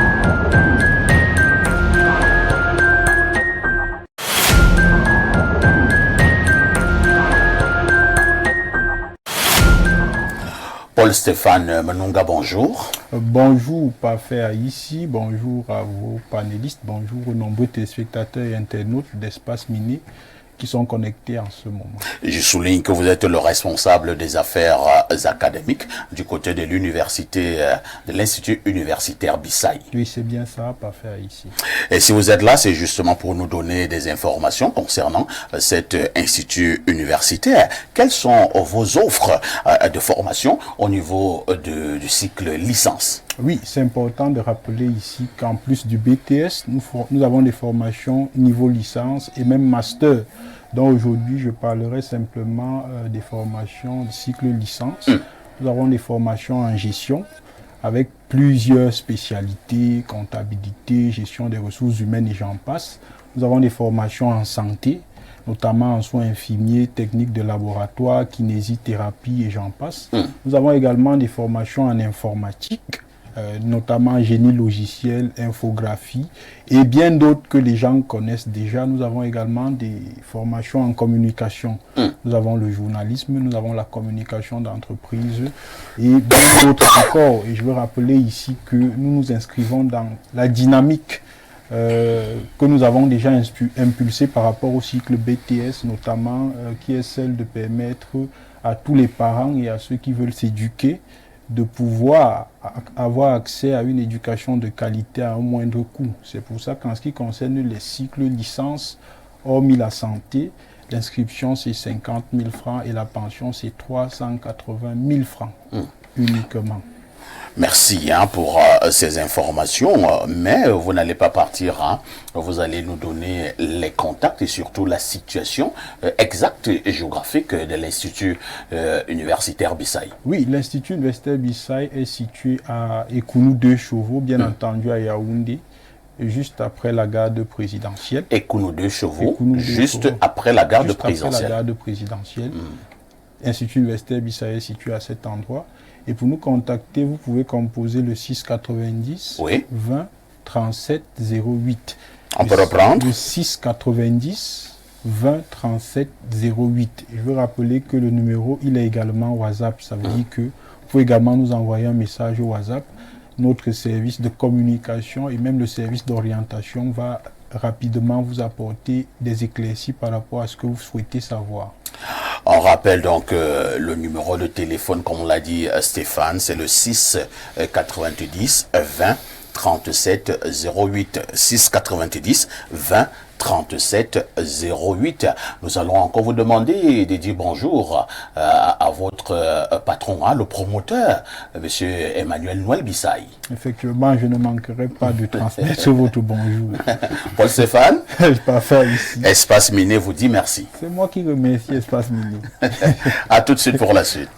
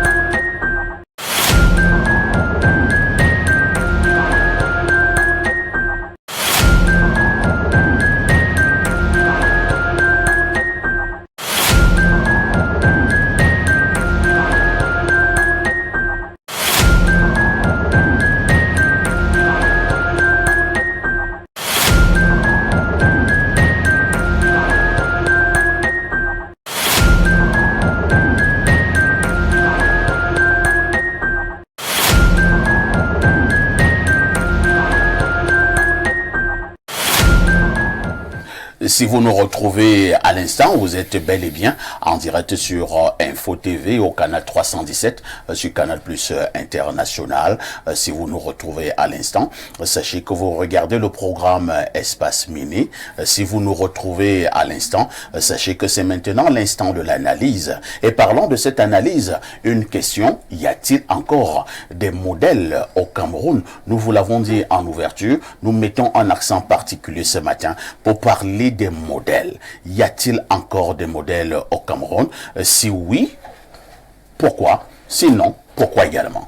Alors, je commence par le psycho-sociologue, professeur Claude Noubissier. Professeur, en des termes simples, définissez-nous d'abord, lorsque nous sommes dans une société, ce qu'on appelle modèle. C'est quoi un modèle? Merci, M. Parfa, ici. Sur le plan lexical, le modèle, c'est le substrat référentiel. C'est la référence, c'est l'idéal, c'est le guide, c'est la boussole. C'est celui qui donne le ton et les autres suivent. C'est l'exemple. C'est celui qui attire l'admiration. C'est celui qui conduit. C'est celui qui dirige. C'est celui qui oriente. C'est celui qui sait ce qui sera devant, c'est ce qu'on aura devant et qui prépare les autres à y arriver. C'est la valeur. C'est la valeur dans la société. Après ces éléments de définition, tout homme a besoin d'un modèle. Ne tombez pas encore dans les explications. Je voudrais que nous puissions d'abord nous entendre sur la définition. Vous avez donné une succession d'adjectifs là tout à l'heure. J'en suis très flatté. Vous avez dit que le modèle, c'est un... C'est le substrat référentiel. J'ai quelques soucis avec mon microphone. Ce sont les aléas du direct, donc il n'y a pas un souci. C'est ça le direct, les caprices du direct. Ça s'explique en télévision, ça peut arriver. En Facebook ne peut pas récupérer ça. Alors, nous disions donc on va être d'accord sur la définition. J'ai aimé les adjectifs utilisés tout à l'heure. C'est l'exemple. C'est la boussole, c'est celui qui oriente, c'est celui... C'est le guide, c'est le conducteur, voilà, c'est la référence. Le substrat référentiel. C'est tout cela qu'on peut appeler un modèle. Donc quand quelqu'un est comme cela, dans une société, on peut dire que c'est un modèle. On peut dire que c'est un modèle. Allons directement à la question posée. Y a-t-il encore des modèles au Cameroun? Merci bien. Je voudrais dire l'orientation du sens du modèle, ça se voit à tous les niveaux. Que ça soit au niveau de la société, que ça soit au niveau de la famille, que ça soit au niveau de l'éducation. Chaque personne a en face de lui ou dans son état purement mental une personne qui lui sert de référence. Personne ne peut vivre sans référence. Ça commence au niveau de ce qu'on appelle en psychologie la personnalité de base. Dans la famille, le modèle identificatoire de l'enfant, quand il est la fille, c'est sa mère. Quand il est le garçon, c'est son père. Donc c'est la référence, c'est celui qui fait rêver, c'est celui qui suscite l'admiration des enfants. L'enfant veut être comme son père, le garçon veut être comme son père et lui ressembler. Maintenant, sur le plan de la société de manière générale, ce sont ceux-là qui incarnent une certaine admiration, une certaine attirance. Et avec le contexte camerounais actuel, il faut se redonner, restructurer la problématique en se posant la question de savoir quels sont les éléments qui marquent le modèle dans notre société actuelle. On a été tous témoins de ce qu'on a vu pendant les Jeux Olympiques, de ces valeurs qui sont conciliables dans un contexte précis. Mais il va falloir le dire, à l'aide de la mondialisation, avec le nouvel ordre mondial, la notion de valeur devait être définie par les communautés et par l'engrenage social dans lequel on vit. Parce que si nous voulons avoir des valeurs qui ne reflètent pas nos idéologies, qui ne reflètent pas la substance de notre pensée, la substance de nos origines en tant qu'Africains, on va se perdre. Bon, ceci dit, au jour d'aujourd'hui, on a tellement de personnes ou de personnalités au Cameroun qui peuvent être considérées comme des valeurs, c'est-à-dire comme des modèles. Mais le problème de notre monde d'aujourd'hui, c'est le monde capitaliste. C'est-à-dire que c'est le monde du bling-bling, c'est le monde des finances, c'est le monde du paraître. Alors, lorsque vous avez certains éléments, certains atouts, vous avez un porte-monnaie qui est suffisamment consistant, vous devenez un modèle. La question du modèle aujourd'hui, c'est que c'est celui qui a une belle maison, une belle voiture, c'est celui qui roule dans plusieurs, en fait, belle maison, belle voiture, belle femme et un compte bancaire fourni. Là, c'est ce qu'on présente à la société aujourd'hui. Mais la question que je me pose en tant que psychologue et en tant que scientifique, c'est de savoir, est-ce que avoir belle femme, belle maison, compte bancaire fourni fait de vous un modèle? C'est-à-dire, quelles sont les caractéristiques substantielles qu'on observe qui devaient être enseignées, qui devaient être référenciables, qui devaient être des référentiels? Au jour d'aujourd'hui, ceux qui ont atteint ces niveaux, qui ont ces outils, qui ont ce bagage économique, ne sont pourtant pas de modèle. Il va falloir reconstruire le modèle. C'est-à-dire quoi? Dans la société camerounaise, quel est le profil du Cameroun de demain qu'on voudrait avoir? Est-ce ce profil qu'on voit dans les réseaux sociaux, ces jeunes filles qui passent le temps à croire que secouer son bassin, montrer les parties les plus intimes de son corps sont révélateurs d'être modèles, ou encore ces hommes qui mettent les mains un peu partout, qui sont dans les loges et qui sont dans les sectes un peu partout et qui viennent blanchir, présenter l'argent, sont-ils encore des modèles? C'est pourquoi je pense avoir un second tour de parole après. C'est pourquoi il va falloir que nous puissions reconstruire ensemble le profil de celui qui sera convenu d'appeler modèle pour nous et pour la jeunesse camerounaise. Pierre Blériot-Niémec, il y a une trentaine d'années au Cameroun, une quarantaine d'années au Cameroun, lorsqu'on parlait des modèles, lorsqu'on parlait de ces substrats référentiels, je pense qu'on pouvait citer rapidement une centaine, et même plus de 500 rapidement, des modèles, des gens qui étaient considérés comme des modèles. N'avez-vous pas l'impression que les modèles, au sens strict du terme, pour le cas du Cameroun, deviennent de plus en plus rares? Si c'est vrai, qu'est-ce qui s'est passé? Non, je vais vous décevoir. Les modèles ne deviennent pas rares. C'est l'orientation globale de la société qui a dévoyé la première forme de modèle. C'est en fait la société qui met en évidence ce qu'elle veut appeler modèle. Quand j'entrais à l'université, l'université était déjà un lieu, un temple. Tout à fait. On citait des noms, même ceux qui ne nous enseignaient pas. Le feu Joseph Gabriel Lep. Il était en droit. Il était en droit. Des gens comme Joseph Ouna, pour ceux qui étaient en droit. Il était en droit. Vous avez entendu parler de Stanislas Melone, lui il était aussi en droit. Son frère Thomas Melone, mathématicien. Chez nous en philosophie, Fabien Eboussi Boulaga, Mendrat Hebga, ils étaient exaltés. Je vais vous dire que Fabien Eboussi Boulaga, à ce que je sache, n'a pas eu de véhicule. Et il adorait la marche à pied.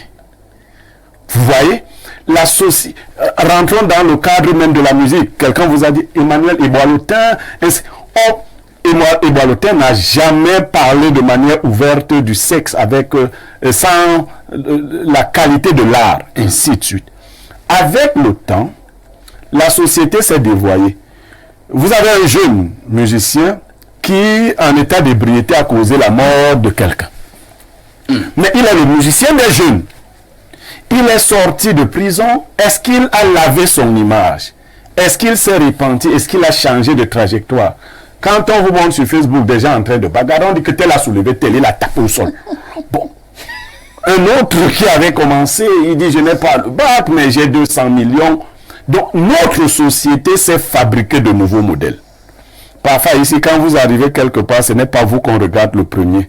On regarde le jeune gars au tatouage qui a garé un véhicule. Mais ce n'est pas ce milieu-là, c'est l'état global qui a clochardisé ceux qui ont une certaine éthique de vie. C'est-à-dire, on a d'abord tué l'université, parce qu'il faut le dire, on a tué l'université. Après, on a tué l'école en général.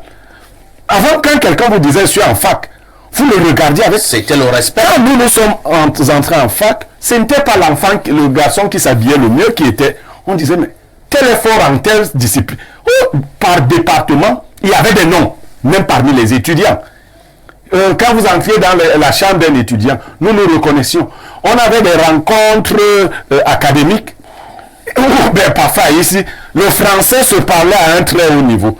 Je me rappelle encore sur la question du modèle, on avait un camarade au centre de philosophie, psychosocio-anthropologie, il prend la parole, il dit, j'ai une question à 8 volets.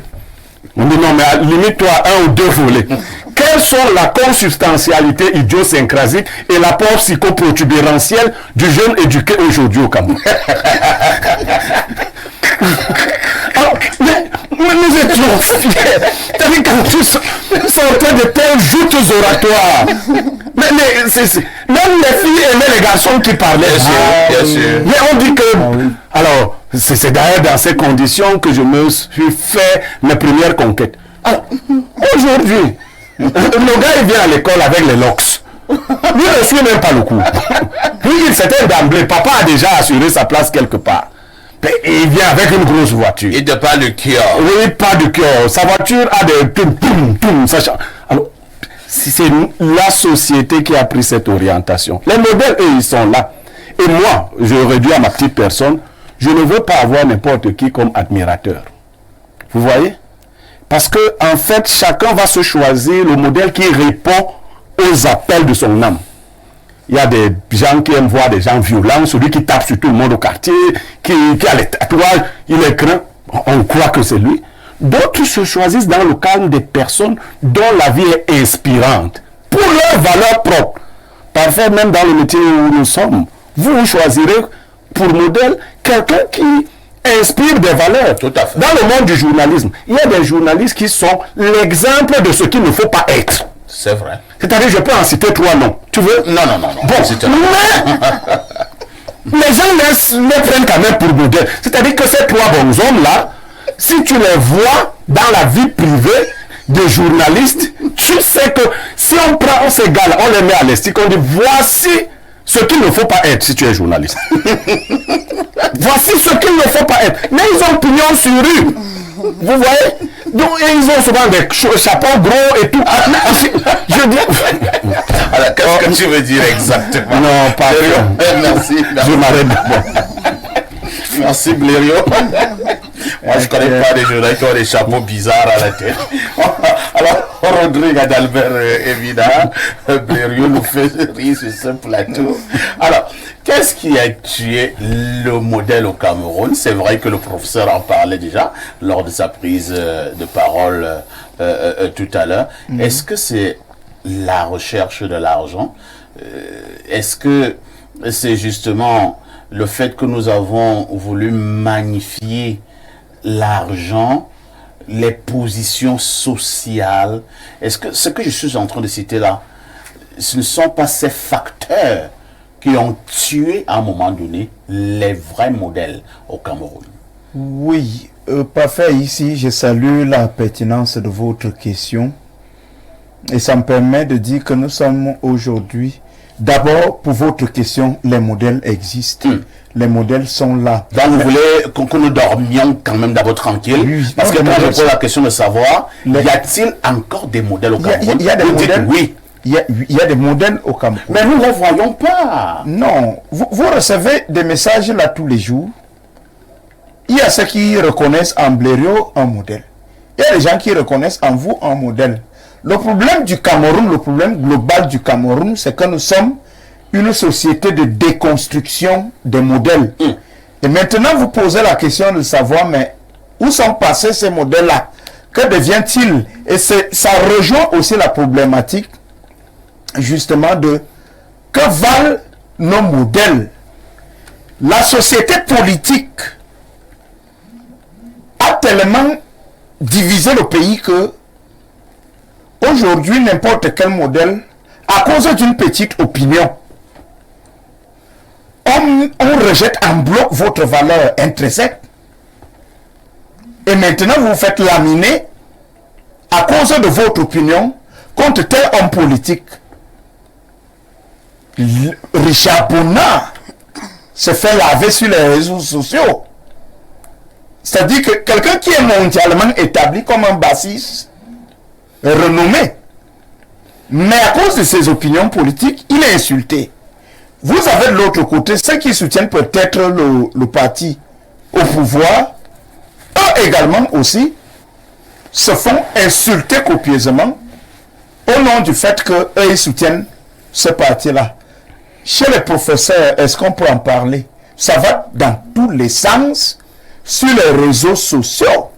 C'est n'importe qui peut dire n'importe quoi contre le professeur Mathias Onangini ou contre le professeur Masanga Yamding ou contre le professeur tel parce que ce dernier ou alors ce dernier aurait dit ceci ou cela contre tel camp ou alors contre tel groupe d'intérêt. C'est pour ça que nous sommes aujourd'hui globalement dans cette société de déconstruction des modèles. Ça fait que pendant que d'autres nations, d'autres peuples nous envient pour la qualité de cerveau et d'intelligence que nous avons au Cameroun, pour le potentiel en termes de ressources humaines, le référentiel en termes d'intelligence, pendant que ces gens-là sont célébrés ailleurs, eh bien, arrivé au Cameroun, ces personnalités deviennent tout simplement n'importe quoi. Mais la vraie question aussi, c'est ceux qui sont des guides. Vous allez chuter. Oui, ceux qui sont des guides de notre société. Mais qu'est-ce qu'ils ont fait, par exemple, de leurs illustres prédécesseurs? Le Cameroun a pris M. Oumioubé pour modèle. Au nom du combat qu'il a mené. Je vous ai dit ici, là, une fois qu'il y a du côté de la Guinée-Conakry tout un lycée consacré à Félix Mounier, Roland Mounier. Pendant qu'au Cameroun, moi je sais pas s'il y a même un bar qui porte son nom. Vous comprenez? Donc, c'est cette société-là, en réalité, qui fait tout pour anéantir, pour bloquer la lumière, l'aura de ses propres modèles, en réalité, qui doivent inspirer des générations et des générations. Et dans ce contexte-là, on se retrouve, nous tous, vraiment dans l'enclos je voudrais dire quoi, de l'humiliation, de la perte des valeurs, de la disparition, en réalité, que ce soit des talents, des intelligences et des visages, en réalité, qui peuvent mieux parler à notre société. Marie-Noël Allene, n'avez-vous pas l'impression que lorsque nous parlons de cet aspect des choses au Cameroun, c'est-à-dire les modèles, que le gouvernement de la République y est pour beaucoup dans cette manière de voir, c'est-à-dire que les modèles, les vrais, ne sont plus célébrés. Lorsque un bonhomme est allé à l'école, il a brillamment obtenu son baccalauréat, sa licence, son master, et qu'il se retrouve en train de vendre le bon François. Est-ce que ça peut également pousser ses petits frères au quartier, au village, à avoir également de l'amour pour l'instruction? Lorsque vous avez un monsieur, en réalité, qui passe le temps à vouloir sensibiliser au quartier, en disant, laissez le chanvre, il ne faut plus avoir une vie de débauche, il faut vous consacrer à l'utile et à l'essentiel. Mais quand on le regarde bien, on se rend compte que ses chaussures sont trouées et que le col de sa veste a pris d'autres couleurs et qui n'étaient pas les couleurs d'origine. Est-ce qu'on peut encore le voir comme modèle? Parfait. Ici, le gouvernement serait, je le dis peut-être, dans une certaine mesure responsable, dans la mesure où le système a voulu satisfaire tout le monde. Et ça a causé un désagrément, un déséquilibre de mérite. Ça a suffi à dégager le mérite avec cette affaire qu'ils ont appelée l'équilibre régional. Ça a dégagé le mérite. Ça fait que ceux qui sont supposés, qui sont considérés comme des modèles, ne sont pas vantés. Moi, j'ai mes modèles de personnes. Déjà, il faut reconnaître que le modèle, c'est comme le professeur l'a si bien dit, c'est chacun qui a son type de modèle selon que ses aspirations. Alors, on se fixe ces mots. Non, cette manière de parler là me crée un problème. Hein. C'est chacun qui a son type de modèle. Parfait. Est-ce qu'on peut pas... Attendez un peu, on va doucement. Oui. Bon, moi, je peux donc rester comme ça. Je dis, bon, moi, j'aurais pour modèle un monsieur, ou bien surtout une dame qui danse sans caleçon à la télé, et tout ça, c'est mon droit. C'est votre droit, c'est votre modèle. Sauf que en termes de valeur, parce qu'il faut aller regarder l'appréciation au niveau des valeurs. Est-ce que l'aspect modèle est un aspect facultatif? Est-ce qu'il n'y a pas une certaine rigueur quand nous voulons parler de modèle? Il ne devrait pas y avoir de rigueur, parce que... Alors là, on risque de tomber dans le va-tout et le tout venant. Non, on ne va pas tomber dans le tout venant parfait. Ce n'est pas parce que moi je prends parfait ici pour modèle que Rodrigue le fera. J'ai été très clair avec une illustration. J'ai dit une femme a l'habitude de danser à la télé presque sans caleçon.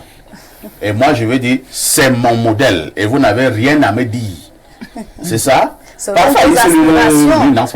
vos aspirations. Il faut que vous aspirez aussi à danser sans caleçon. Moi, je n'aspire pas, mais maintenant, selon vos aspirations, vous qui faites de cette personne votre modèle, ça veut dire que ces prestations vont à l'endroit, vont dans le même sens de vos aspirations. Je ne sais pas, peut-être le professeur comprend. Bon, voilà. Moi je crois comprendre. Hein, oui, mais il y a des valeurs relatives, il y a des valeurs absolues. Oui. Vous comprenez? Le bien est une valeur absolue. C'est ça mon problème. Le bien est une valeur absolue, c'est la chose absolument souhaitable pour la raison. Maintenant, il y a des valeurs relatives. Le talent, dans un domaine particulier. Oui. Ce qui fait qu'on pense que chacun a le droit d'avoir ses modèles, c'est que l'État, lui, n'a pas fait son travail, c'est-à-dire ériger, on appelle ça en psychologie, des archétypes. C'est-à-dire, voici, et il a dit dans son analyse, pour nous, parce qu'en Chine, on vous dit c'est quoi un bon Chinois. C'est-à-dire, il y a une idée d'un Chinois qui attire leur échelle de valeur. C'est comme ça. C'est d'abord ça. Oui. Vous répondez à cet archétype. Maintenant, on peut segmenter. Chez nous, évidemment, à un moment donné, les faits même ont été reçus à des très hauts lieux. Ils ont été exaltés. La société accompagne l'État. Nous, au Cameroun, si quelqu'un a beaucoup d'argent, même si on voit que son comportement est abject, les gens vous diront, laisse son comportement. Est-ce qu'il n'a pas bien joué? Est-ce qu'il n'a pas gagné beaucoup d'argent? Donc, ce qu'on dit aux jeunes, c'est que si tu gagnes beaucoup d'argent, si tu joues bien, tu es le modèle. Même si tu te comportes très mal, ça c'est la société. Dans d'autres sociétés, quelles que soient tes performances du point de vue du talent, si l'axiologie, la science des valeurs n'accompagne pas, vous ne serez pas présenté dans cette société comme leur modèle, parce que cette société veut que les valeurs soient exaltées. Merci Blériot. Je vais repasser. Attendez d'abord, Marie-Noël, reste d'abord tranquille. Cette affaire est très importante. Voilà pourquoi je repasse la parole au spécialiste sur le plateau, le professeur. Professeur, est-ce que chacun est libre d'avoir son modèle? Oui, merci beaucoup. Je me suis senti directement convoqué. Tout à fait. Le modèle va d'abord avec les aspirations personnelles du sujet. C'est-à-dire que va d'abord également avec les activités, avec le rêve. C'est donc pourquoi dans la psychologie on parle de l'idéal. Chacun construit son idéal en partie de ses besoins, de ses désirs, de ses plaisirs et de ses activités. C'est donc pourquoi dans un rayonnement on peut en avoir plusieurs. Je peux avoir mon modèle d'artiste, et pas avoir mon modèle de femme, et pas avoir mon modèle, donc je peux avoir mon modèle d'enseignant. Et je profite pour rendre un hommage au professeur André Mtu, qui est mon modèle d'enseignant. Et je ne bégaye pas naturellement, mais parfois, comme lui bégaye, pour lui ressembler, m'arrive parfois de vouloir bégayer juste pour lui ressembler, parce que je me sens connecté parfois à lui. Bon, pour dire que la notion de modèle est d'abord subjective. Maintenant, il faut un encadrement social des modèles et des valeurs. C'est ce qui manque. Un encadrement social des modèles et des valeurs. Parce qu'à un moment donné, quelle est l'image, quel est le modèle que la société présente aux jeunes d'aujourd'hui? C'est ça qui fait problème à ce niveau-là. Et c'est ce qui fait que ça commence à aller dans tous les sens. Voilà. Mais de manière subjective, chacun a son modèle, chacun a son idéal, chacun a sa personne qui lui fait rêver. On ne peut pas le lui retirer, on peut pas lui retirer ça. Mais ce que doit faire la société, c'est de dire oui, tu as cette personne, tu as ces modèles-là, mais voici le modèle que j'accepte. et que tu devrais, à partir de auquel tu devrais te référencer à partir de maintenant. Parfait, je veux voler une seconde. Même du point de vue subjectif, cette construction est sociétale. Il y a des gens qui croient qu'ils aiment certaines musiques, alors que c'est le matraquage qui nous a amené. Psychologiquement, c'est pas adopté. Tape ta passe, sur mon way, tape ton way, sur mon... À force d'écouter ça, tu commences tape ta passe. Mais en termes de... Est-ce qu'on doit aimer les choses comme tape ta passe sur ma part? On te matraque ça, tu passes d'un bar à un autre, tape, et ça finit ici, ça recommence, ton way sur mon way, tape ta... Bon, donc, vous croyez à la fin que vous aimez une chose alors qu'on vous a poussé à aimer la chose. Merci Blériot. Marie-Noël voulait finir. Oui, je vais finir. Mais pour reprendre Blériot, ça c'est pour des personnes qui ne sont pas déjà eux-mêmes ancrés dans leur modèle, dans leurs aspirations, dans leurs rêves. Parce que lorsqu'on est déjà normalement bien constitué dans son devenir, sur ce que là où nous allons, on a sa feuille de route, on sait où on va aller, on a un regard figé sur un type de personne. Ça veut dire qu'on sait déjà qu'est-ce qu'il nous faut, ce dont on a besoin. On va donc porter le regard sur ceux-là que nous allons qualifier de modèle pour nous, en congruence avec nos aspirations. Comme modèle, moi je vais heurter, mais c'est mon modèle, c'est mon avis. Ne jetez pas cela. Moi j'ai pour modèle le président de la République. Oui, oui. Pourquoi tu te justifies avant de dire ça? Et pourquoi tu penses qu'on va rejeter? Pourquoi? Laissez-moi finir. Non, le président de la République. Non, je n'ai pas dit ça. Mais pourquoi tu as peur? Ça ne s'agresse même pas. Pourquoi tu as peur? Il y a des gens qui nous écoutent et qui... Si tu l'aimes, dis que tu es libre. Voilà. Donc tu es biaïste? Moi, j'aime la personne, l'être. Pourquoi? Je regarde son parcours de départ. Il vient d'une famille démunie. Il ne s'est pas arrêté là. Il a osé, il allait à l'école. Il a dans des conditions qu'on peut imaginer, vraiment dans une précarité. Il est aujourd'hui président de la République. Et j'ai son côté comportemental que j'aime bien. Il est d'un calme, d'une maîtrise, ça j'admire ça de lui. J'aimerais atteindre ce seuil de calme, de sorte qu'on me dise tout ce qu'on dit de lui là. Tu prends l'injection? Oui, non, c'est pas l'injection. C'est pas l'injection. Merci. Non, j'ai pas fini. J'ai pas fini. Parfait. Non, sauf que vous avez fini de grignoter mon temps de parole. Qu'est-ce que je deviens? Tu as passé 15 minutes à ovationner le président Paul Biya. Comment ça, 15 minutes? Parfait. Allez, ne me bousculez pas. Laissez-moi dire ce que je pense. Il y a le président. Et il y a une autre dame là, je ne la connais pas, mais je la suis. Elle est de l'Ouest, des hauts plateaux, de Bahamas.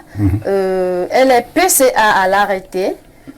Madame Difo, Justine Difo, professeur. Voilà, professeur d'université. Est-ce que tu sais également qu'elle est maître d'arts martiaux? Justement, c'est même là-bas. C'est cet aspect-là. Elle est ceinture noire en Nambudo. Elle est présidente de Fédération camerounaise de Nambudo. Oui. Elle, c'est une maman, elle est épousée, elle est l'épouse d'un haut cadre à la BEAC. Ce qu'elle fait, elle a fait ses études, elle est en train de travailler de sorte à mettre le Cameroun à un niveau top dans les compétitions. Parfois, elle a quand même aussi oublié les vieux amis. Bon, ça, c'est pas mon champ. Vous allez régler votre problème. C'est pas mon champ de vie. Moi, j'observe ça chez la dame. N'oubliez pas les anciens amis. Moi, j'observe ça chez la dame. Est-ce que vous oubliez les anciens? Qu'est-ce que je regarde? Parfait. Qu'est-ce que tu veux dire? Voilà les minutes que tu es en train de prendre. Donc, qu'est-ce que j'observe chez la dame? Elle est audacieuse. Elle ose, elle parvient. Elle a organisé dernièrement, elle a fait participer le Cameroun au championnat, c'est comme ça qu'on appelle ça, de Nambudo africain. Le Cameroun s'en sort avec 20 médailles sur 22. C'est une dame qui est à la tête de cette institution. Moi, ça me flatte beaucoup. Ça me flatte. J'ai vu hier au 20h30 un jeune homme qui est à la fois footballeur et agriculteur. C'est des modèles qu'on doit copier. C'est des modèles. Il aspire à jouer au football, mais il s'investit également dans l'agriculture. Je pourrais peut-être parler même de mon cas. Parfait, ici, pour certaines personnes, je suis considérée comme modèle. dans mon entourage, dans mon environnement. Pour être fille d'une personne handicapée, vous imaginez la stigmatisation qui peut être.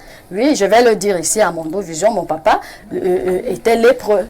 Imaginez-vous la stigmatisation qu'on peut vivre. L'enfant, partout où tu passes, on dit la fille d'un lépreux, la fille d'un lépreux. J'ai bravé ça. J'ai dit, je suis issue d'une fratrie de beaucoup d'enfants. La plupart ne sont pas diplômés, mais moi j'ai dit, et je suis Benjamin, j'ai dit ça, je vais déchirer ce manteau et je pense que je parviens. J'ai eu tellement de coups, je ne me suis pas laissé abattre, qu'on prenne des perturbations de vie, pas comme des faiblesses, mais comme des catalyseurs pour parvenir à quelque chose d'important. Aujourd'hui, je ne me suis pas laissé abattre par les coups. Je partage le plateau avec vous deux, Parfait et Blériot, les mastodontes de la communication. Est-ce qu'on va dire que là, autour de moi, quelque part, je ne ferai pas un modèle pour beaucoup? Bon, je pense qu'il faut aller valoriser des personnes. Les modèles sont cachés. Là, je rejoins votre pensée. Les modèles sont cachés et que on sache autant pour moi valoriser ces personnes-là. Je pense que ça fera l'affaire. Les Camerounais sont outillés. Il faut oser, il faut être audacieuse. Voilà. Tu as dit tout ce que tu voulais dire. Je pense. Même quand vous m'avez beaucoup perturbé, ça fait que... ne pleurez pas. Je ne peux pas pleurer. La vie n'est pas faite pour... C'est pas le voir bébé ici. Si tu avais certains débatteurs, tu n'allais même pas parler. Alors, on va lire quelques messages une fois de plus. Perfecto. De nos jours, les modèles, les vrais, ont disparu. Ce sont les influenceuses, les filles qui se filment à moitié nues, mais qui exhibent leur pseudo-richesse et qui sont prises pour modèle. Certains ont aussi pour modèle un certain chef d'État et qui... D'accord. Alors, quelqu'un nous dit ici... moi j'ai mes modèles, hein. Et c'est de ces modèles, il dit Samuel Etoufis, Françoise Mbango, Francis Nganou, ce sont eux qui me font rêver. C'est Arthur Dongoussou qui envoie cette préoccupation. Alors, autre message, bonjour Espace Mini, et heureux d'être encore devant mon écran en train de m'enrichir autour de votre émission. À propos des modèles, j'ai pu vous dire que le modèle allie aussi des facteurs culturels, intellectuels et éthiques. Les noms qu'on donnait aux enfants en étaient un exemple. On donnait ainsi le nom de Oum en référence aux combattants indépendantistes Oumyobé. On s'appelait Zeu parce qu'on voulait faire un enfant à la force du lion. On s'appelait ceci ou cela selon qu'on devait devenir le reflet culturel, éthique, spirituel, intellectuel de l'être référé. Aujourd'hui, le panel a bien fait de dire tout s'est tellement matérialisé qu'aujourd'hui chacun se fait son modèle. Les parents n'orientent plus de par leur quotidien parce que quasi absents à l'éducation de leurs enfants, se contentant de blâmer les enfants pour leur choix personnel fait sur leur dos. La jeunesse s'agrippe sur l'importé, ce que leur propose leur téléphone, parce que notre société ne parvient plus à nous aider dans le choix du modèle de référence. C'est une bonne question qui nécessite un débat plus profond. Chaque aîné devrait être le modèle pour les jeunes qui l'entourent en fonction de ce qu'ils attendent de ces jeunes de demain.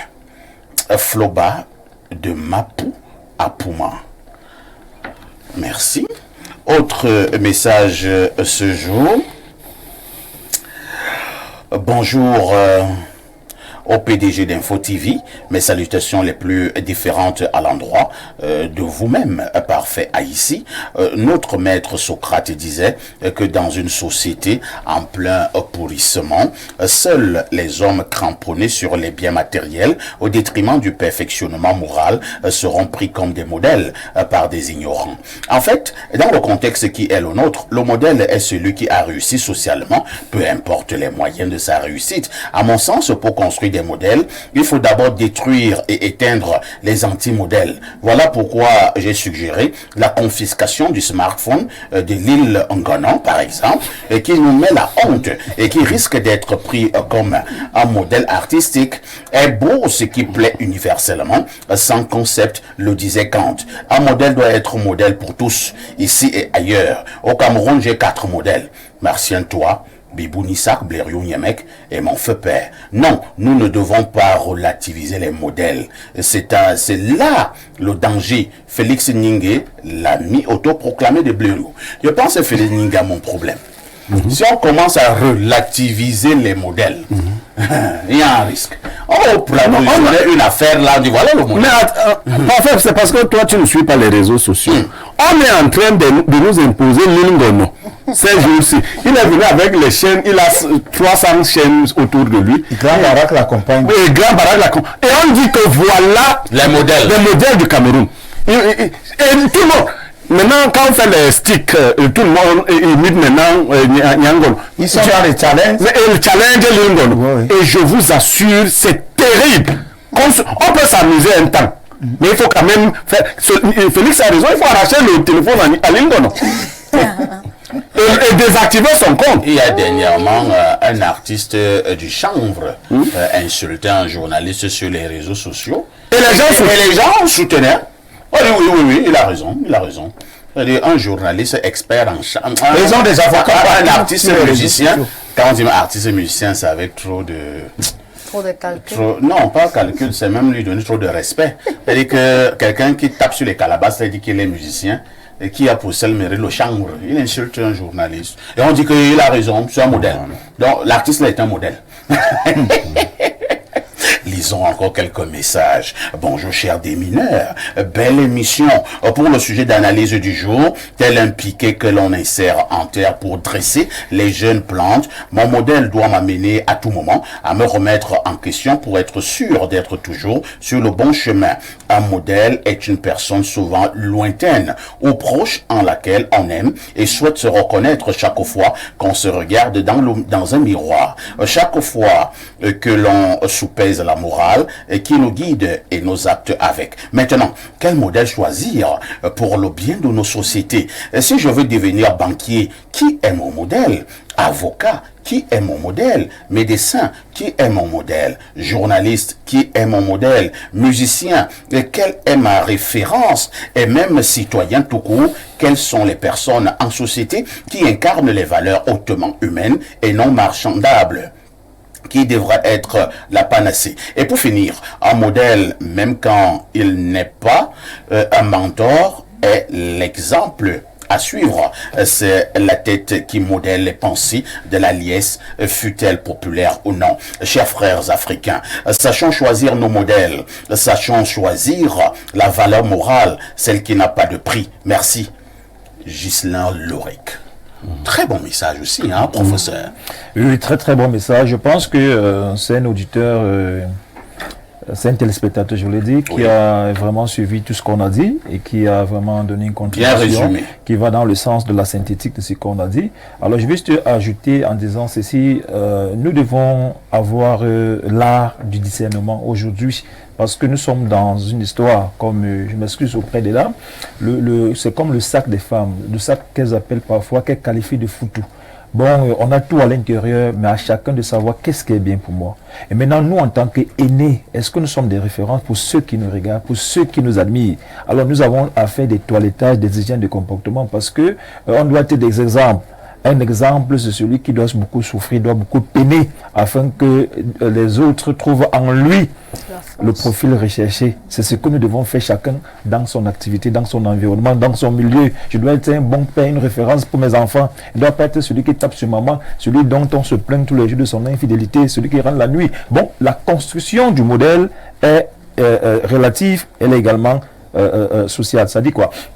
Quel est le profil attendu au Cameroun? Quelles sont les valeurs? Qu'est-ce qui fait valeur? Et je pense que nous sommes à l'ère d'une très grande révolution. Vous pouvez savoir qu'est-ce que nous observons au jour en tant qu'intellectuels. Le monde depuis 2000 a changé. On vous a parlé du nouvel ordre mondial. Qu'est-ce qui est valeur? Est-ce que la valeur c'est l'argent? Est-ce que la valeur c'est le bling-bling? Est-ce que la valeur c'est d'avoir une belle maison? Parce qu'au jour d'aujourd'hui, les jeunes ont malheureusement de très mauvais modèles qui ont fait des choses qui ne sont pas acceptables, mais qui ont ce qui est devenu leur référence, c'est-à-dire belle maison, belle voiture et belle femme. Alors, la société devait reproduire ces modèles. Si nous n'arrivons pas à ce niveau-là, on va calquer les modèles qui viennent d'ailleurs et qui ne reflètent pas la spécificité et l'ancrage théorique et j'allais dire culturel de notre pays et de notre africanité en tant qu'Africain. Quel est le modèle de l'Africain? Est-ce que le modèle de l'Africain, c'est celui qui a beaucoup d'argent? Est-ce que c'est celui qui inspire, qui suscite l'admiration? C'est celui qui sait tenir la main de l'autre pour l'élever? C'est celui qui sait être la référence? C'est celui qui sait garder des bons comportements qui doivent être produits des années en années, de génération en génération? Merci, professeur, pour ces mots qui nous amènent progressivement à la fin de ce programme. On repasse la parole à Pierre Blériot. Pierre Blériot, si je m'en tiens à ce que le professeur vient de dire et même de décrier, lorsque vous observez le système en place, n'avez-vous pas, est-ce que nous pouvons avoir espoir qu'on peut remettre la balle au centre et recommencer à définir le modèle au Cameroun? On va forcément remettre la balle au centre. C'est pour cela que je dis à ceux qui sont déjà considérés comme les modèles de ne pas abandonner leur tâche qui est exaltante. Parfait à ici, une fois que votre réputation est devenue grande et que le retour qui vous revient vous fait dire que, vous fait entendre que vous êtes quelqu'un qu'on admire, votre tâche devient immense. Responsabilité. Vous avez une lourde responsabilité. Vous devez maintenant, vous-même, vous arrimer à l'image que les autres se font de vous. Parce que vous-même, vous connaissez vos défauts. Vous êtes peut-être quelqu'un d'hystérique et autres.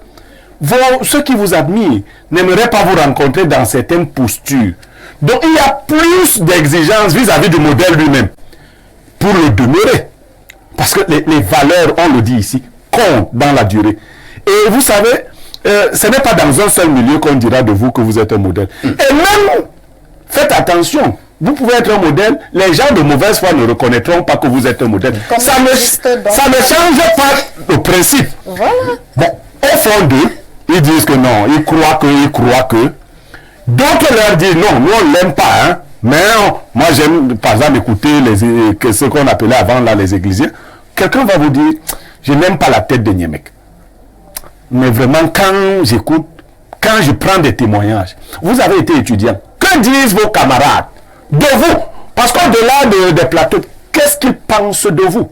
Vous avez vécu avec des gens dans des services, vous avez été collègues. Que pensent réellement vos collègues de vous? Ouais. Si vous êtes un modèle, votre race montre que vous êtes un modèle. Si vous êtes un modèle, votre race montre que vous êtes un modèle. J'ai une mauvaise nouvelle à vous annoncer. Hein. Vous voulez me dire qu'elle ne veut plus parler? L'émission est actuellement terminée. Merci à Rodrigue qui était encore là ce matin. Rodrigue au soutien total hein, pour vos petits soucis avec la justice. Nous suivons ce problème avec moi, je répète tranquille et je suis particulièrement serein. Ça, c'est un message que je peux envoyer. Le journalisme d'investigation, c'est pas le voix bébé, c'est pas la dentelle. C'est de ça qu'il s'agit. Comprenez? Et je ne parle que quand j'ai des faits. Merci. Elle était également là ce matin, Marie-Noël Allen Ngwa. Elle a été un peu fâchée, hein? Mais je pense que ça va avec ce sourire. Pierre Blériot restera mon consultant. Nous disons également infiniment merci aux spécialistes hein, ce matin. Lui, c'est Claude Noubissier. C'est le professeur enseignant d'université, psychosociologue. Ne ratez pas le journal de la mi-journée. Dans 8 minutes, la rediffusion de ce programme, c'est tous les soirs à partir de 22h30, heure du Cameroun. Avant de partir, une question avec tout ceci. Que faites-vous encore?